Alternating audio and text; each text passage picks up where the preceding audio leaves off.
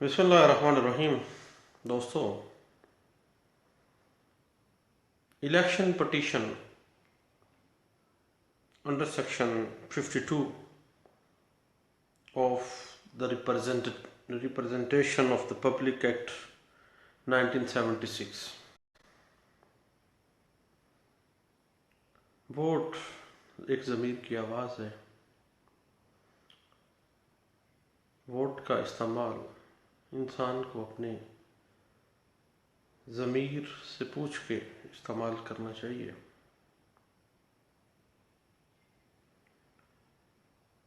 अब जब भी वोट के इस्तेमाल के लिए इलेक्शन कंडक्ट किया जाता है तो इलेक्शन डिस्प्यूट सामने आ जाते हैं। Election disputes the representation of the people act 1976 के चैप्टर 7 है, सेक्शन 52 है। उसमें वाज़े किया गया है कि जब भी इलेक्शन को चैलेंज करना होगा तो उस इलेक्शन का उम्मीदवार इलेक्शन को चैलेंज करने के लिए इलेक्शन पटिशन के ज़रिए उसको चैलेंज करेगा। इलेक्शन को कहाँ पे वो इलेक्शन को चैलेंज करेगा? एक कॉम्पिटेंट इलेक्शन ट्रिब्यूनल के सामने, जो कि इलेक्शन कमीशन तश्कील देगा। लिमिटेशन रखी गई कि जब ऑफिशियल गज़ट के अंदर इलेक्शन का डिक्लेरेशन दिया जाए तो विद इन 45 डेज उसको पटिशन फाइल करनी पड़ेगी। और पटिशन फाइल करते वक्त सिक्योरिटी की रकम जितनी ज़र ज़मानत मुतय्यन करे ट्रिब्यूनल, और वो सिक्योरिटी की रकम नेशनल बैंक ऑफ पाकिस्तान की किसी ब्रांच में जमा करवाएगा और उसकी रसीद इलेक्शन पटिशन के साथ लफ करेगा और बजाते खुद या बजरिया मुख्तार किसी भी बंदे को वो मुख्तार मुकर्रर कर सकता है। इलेक्शन ट्रिब्यूनल के सामने वो इलेक्शन पटिशन फाइल कर देगा under section 52 of representation of the people act 1976 के तहत। जब भी आप इलेक्शन पटिशन फाइल करेंगे उसमें वो तमाम वाक़यात और ऐसे तमाम मामलात जिनके ऊपर पटिशनर रिलाय कर रहा है वो मेंशन करने चाहिए। कोई भी इल्लीगल या करप्ट प्रैक्टिस या दीगर कोई इल्लीगल काम जो दीगर उम्मीदवार जो इस इलेक्शन में हिस्सा ले रहा था पटिशनर के अलावा, उसने दानिस्ता तौर पर किया है और वो गैर कानूनी काम जिस वक़्त किया गया है, किस तारीख को किया गया है, जिस मकाम पर वो किया गया है, वो तमाम तफसीलात पटिशन के अंदर लाजमी लिखनी चाहिए।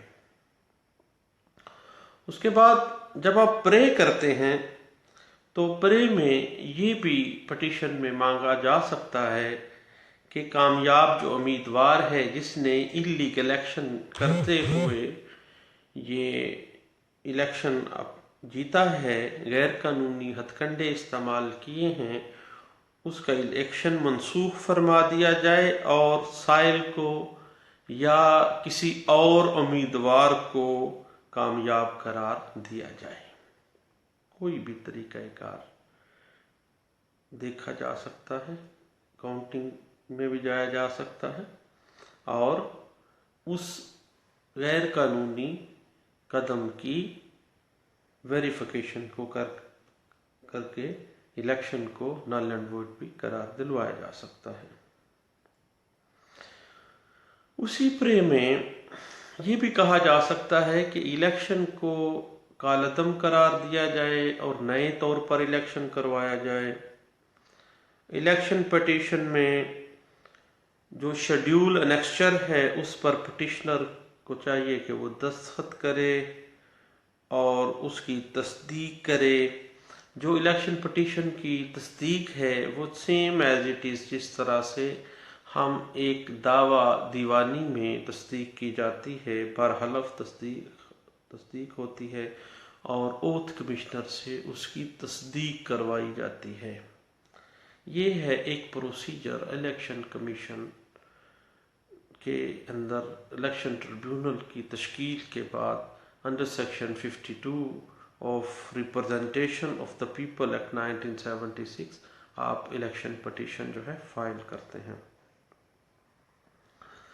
इलेक्शन को चैलेंज करने के लिए कामयाब उम्मीदवार का जब नाम ऑफिशियल गजट के अंदर शाया होने के 45 डेज के अंदर अंदर इलेक्शन कमिश्नर जो है उस ट्रिब्यूनल का उसके पास दायर कर दी जाएगी। जो इलेक्शन ट्रिब्यूनल इलेक्शन कमीशन नामजद कर देगा वो ट्रिब्यूनल उसकी हेयरिंग करेगा और जितनी रकम बतौर सिक्योरिटी कही गई है कमीशन ने मुकर्रर की है वो नेशनल बैंक में जमा करवा के उसकी रसीद जो है अपील में जो हमरा जो भी पिटीशन है उसके साथ आपने लाफ करनी है उसका चालान फॉर्म और तमाम दस्तावेज़ात या जो भी बयान हल्फी वगैरह हैं इलेक्शन पिटीशन के साथ आप शामिल कर रहे हैं उनकी शेड्यूल जो है उन डॉक्यूमेंटेशन की तस्दीक लाजमी करवानी है। उसके ऊपर बाकायदा हल्फन आपने तस्दीक डालनी है और अगर तस्दीक ब मुताबिक कानून नहीं की गई तो इलेक्शन पिटीशन जो है वो खारिज भी हो सकती है, क्योंकि जब इलेक्शन पिटीशन में आप हलफ दे रहे हैं और उस हलफ की बाकायदा ओथ कमिश्नर से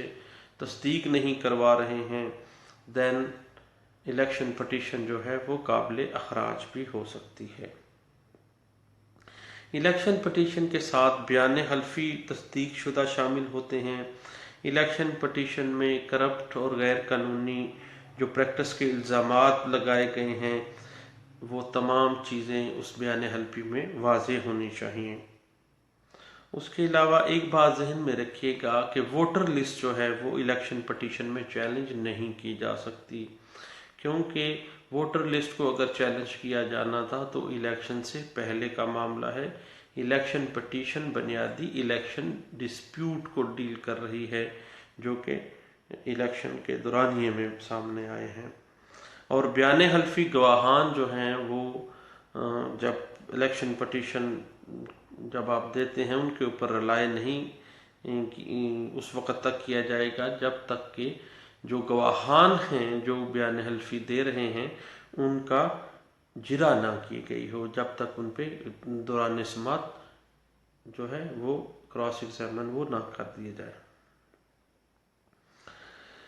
उसमें यह है कि जो पिटिशनर है उसका हक बनता है कि वो सिर्फ इल्ज़ाम नहीं लगाएगा कामयाब उम्मीदवार के ऊपर, बल्कि जो वो इल्ज़ाम लगा रहा है उस इल्ज़ाम को वो साबित भी करेगा। मसलन अगर वो तालीमी असनाद के बोगस होने पे कर रहा है तो जनाब वो उसको बाकायदा सरकमस्टांसेस लिखने भी पड़ेंगे और तस्दीक भी प्रे करनी पड़ेगी और तस्दीक करवा के या दे दे या बादरिया प्रेयर जो है वो उसकी तस्दीक करवाए। और अगर ऐसा नहीं है जो वो बात कर रहा है उसको वो साबित नहीं हो पाती तो देन इलेक्शन पिटीशन जो है वो खारिज हो जाती है। और अगर कोई करप्शन का या गैर कानूनी इकदामात करने का कोई इल्ज़ाम उम्मीदवार लगा रहा है इलेक्शन पिटीशन में कामयाब उम्मीदवार के खिलाफ तो उसका तमाम बर्डन ऑफ प्रूफ जो है वो पिटिशनर के ऊपर है। और अगर वो प्रॉपरली साबित नहीं कर पाता उन इल्ज़ामात को जो वो इलेक्शन पिटीशन में अलेज कर रहा है देन इलेक्शन पिटीशन खारिज हो जाएगी। और एक और अहम बात है कि अगर इलेक्शन पिटीशनर जो है वो पिटीशन फाइल करने के बाद फौत हो जाता है तो इलेक्शन पिटीशन जो है वो साकत नहीं होगी बल्कि यकतरफा तौर पर समात की जाएगी। समात चलेगी होगी और समाअत के बाद उसका बाकायदा ऑन मेरिट ही फैसला किया जाएगा। बाकायदा तौर पर ट्रिब्यूनल उसकी इंक्वायरी करेगा। अगर जैली असनाद का मसला है तो असनाद की बाकायदा तस्दीक करवाई जाएगी, और अगर कोई सरकमस्टांसिस से हवाले से कोई मसला है, कोई गैर कानूनी या करप्ट इक़दामात की कोई एलिगेशन है, तो उसकी तस्दीक करवाई जाएगी और उसकी तहकीकात भी हो सकती हैं। और उसके बाद अगर कामयाब उम्मीदवार जो है दौरान पिटीशन फौत हो जाता है तो इलेक्शन ऑटोमेटिकली दोबारा होना है इलेक्शन पिटीशन, देन फिर वो साकत के मामले में आ जाएगी और दोबारा इलेक्शन जो है वो कंडक्ट किया जाएगा। उसके बाद जो अलेज करना है, जो एलिगेशन देनी है जिस कामयाब उम्मीदवार के खिलाफ कि इसने इलेक्शन में जनाब गुंडागर्दी की है, इस बंदे ने औरतों के प्लेट जो इलेक्शन में वोट डालने की स्पेस थी, जगह थी, वहाँ पे जनाब जाके बूथ पे खड़ा हो जाता था और उन लोगों को धमकाता था, औरतों को धमकाता था कि वोट मुझे डालना है, या जो भी गैर कानूनी या कोई करप्ट एक्शन उसने किया है, और अगर उस पर एलिगेशन लगा रहे हैं तो पिटिशनर की जिम्मेदारी है कि वो उसको साबित करेगा। ये चंद बातें थी जो इलेक्शन डिस्प्यूट में इलेक्शन पिटिशंस दायर की जाती हैं under section 52 representation of the people act 1976 के तहत। मैंने सोचा मैं अपने दोस्तों से भी शेयर करूं इस बात को। Thank you. अल्लाह हाफिज़।